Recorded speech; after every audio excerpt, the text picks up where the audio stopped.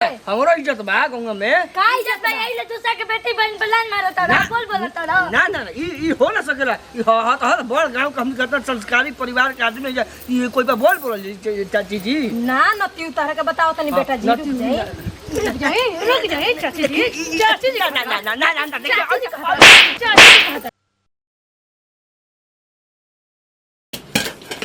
का कही हमरा तो कुछ बुझात नहीं खे।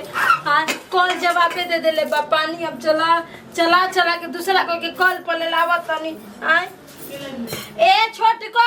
हां दीदी अरे हेने आबो। आवा दीदी काने बड़ुआ मरते मजुराई रहलू। कौन को पतिया से टाइम ना मिलेला का दीदी? का कहतनी कौन के जा मारवा पिया द बकरिया के दूध ढेर दही। अच्छा बकरिया के नमक डालनी। हां आ भात बना देले बने। आ हम जातनी कालावा पहले पानी ले ले पिछुतिया से। आ और कुछ ना बनेनी। हां अब कहां से बनाई? पनिया यही तबे ना बनाई। सब्जी काट के सही धइल बा, मसाला पीसे के सही रखल बा, बर्तन धोवे के सही रखल बा, तो पनिया आई तबे ना। हां दीदी बाहरी बकरिया भी तो बाहरी जाई ना। तो हम जातनी तो ना रहे दी पनिया लावे जातनी। अब घर में ना मनुष्य कोई बाहर नहीं के मर्द नहीं के बाहर बड़सन तो के करी? अब हमनी के करें के ना ले बानी। वो हरिहर चाचा से कहनी कि मिस्त्री अभी फोन करके बुला दिया तो बुलावा। ठीक है दीदी हम जातन बकरिया के पिया के आवतनी। आ पनिया लावे की जाई? घरे रह हम पनिया लावे जातनी ना दीदी। हम पिया देतनी। पनिया कहतनी पियावे की कहतनी। अच्छा ले आवते लोग तो जाता है ओनिए से तू ही पनिया ले ले ये तब तक ले मसाला में निकाल के रखतनी। ठीक है दीदी ठीक है। जो ले ले बाल्टी ले लिए बड़ा का। बताओ के करी? हम ना करम तो मरद बरसन ले जाता ना करे के बेटा। हम नहीं करेगा। एक तो पानी के दिक्कत बड़ी है। पानी ले के करता नहीं पानी लेके जातन का करी बा। अरे ये तो हम जीव हाथ कर साला दिन में रात में मछड़ा दिन में माछी तनिका तबाह करे बड़ी सन। आ एगो गर्लफ्रेंड के मोबाइल सबसे ज्यादा ये तबाह करे फोने नहीं खेला कर दोसर मिलतो नहीं कितना नो।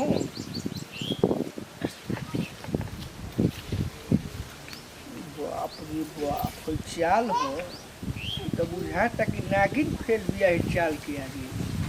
अरे सुंदरता हो। अरे दादा लंदन फेल बाई गाँव में हो।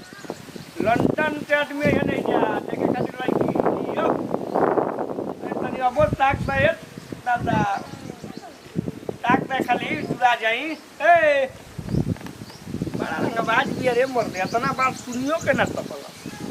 अच्छा आज नहीं तो कल तो कबे कर जाई कहाँ लागे तो अपने बिजनेस में। ये तो पास कटाई रू बात नहीं तुम फोन कर लेवे तो। हेलो अरे आओ कुटिया पर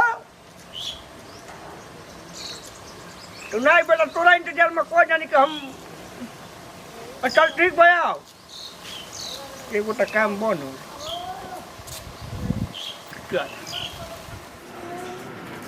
बाप रे बाप जी हराम हो गई के जन पहिया हम के कल के पानी दी।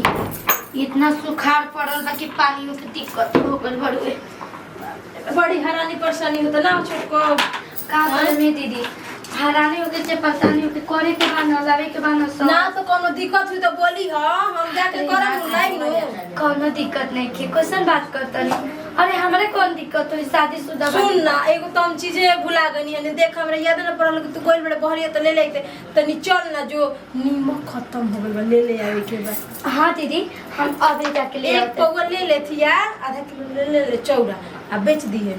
आ चल जे पैसा ले ले में चावल का बेचे जाए। हां जरूरी में चावल बेच। चल ठीक बा जो ले ले आ कौन दिक्कत हुई तो बोली हम सब अजिए भूंजा कर का बताइए दीदी। और एगो पानी लेके आते तो मुझे हमसे बोलते रहे लेकिन कुछ ना बोलनी है। चलो ले आवे चलो। साला किने कोई हमारा बुझाता कि दुकनिया पका गलिया एक ही झटका तो लौकल ही साला ओकर दर्शनो बड़ा दुर्लभ हो गई बा। ओहो सांस का फूलता माने इलाज बा ऐसे मुंह मत ऐठ मर्डर का करबू।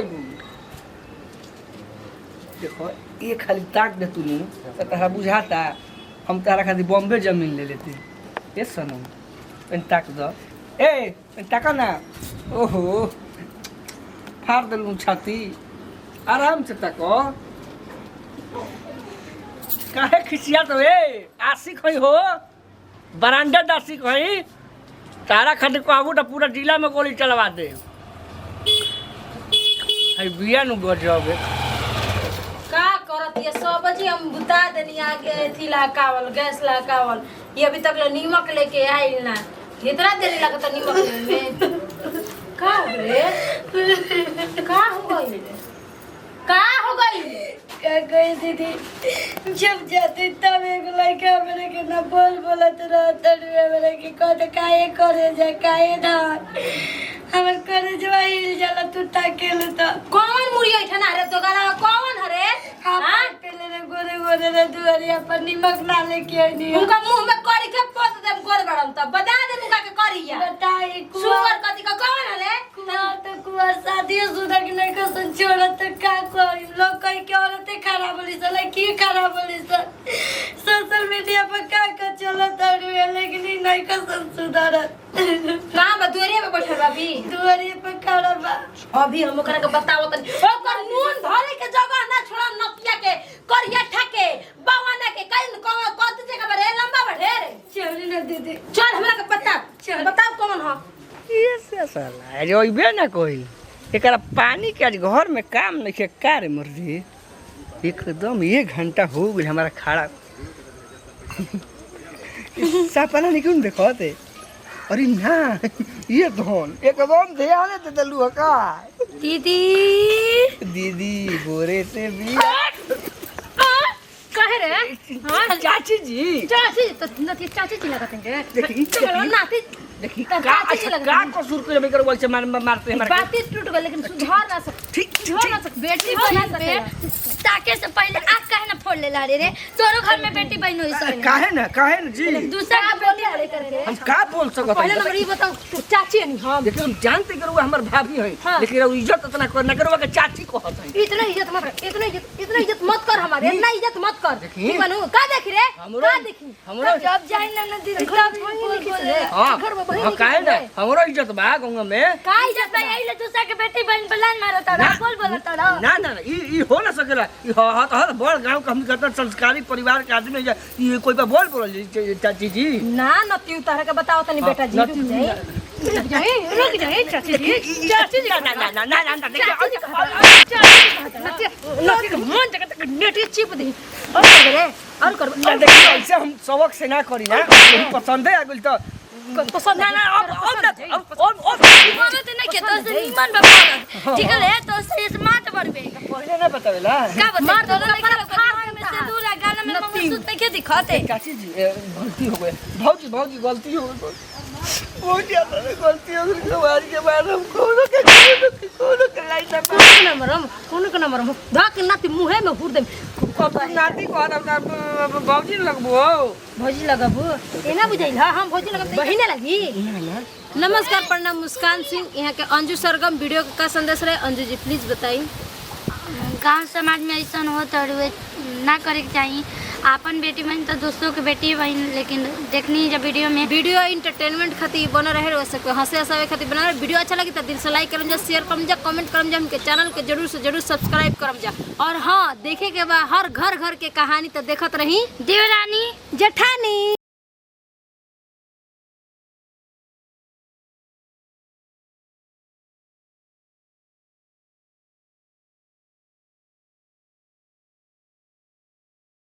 चाची जी ना देखिए चाची जी कहता रहा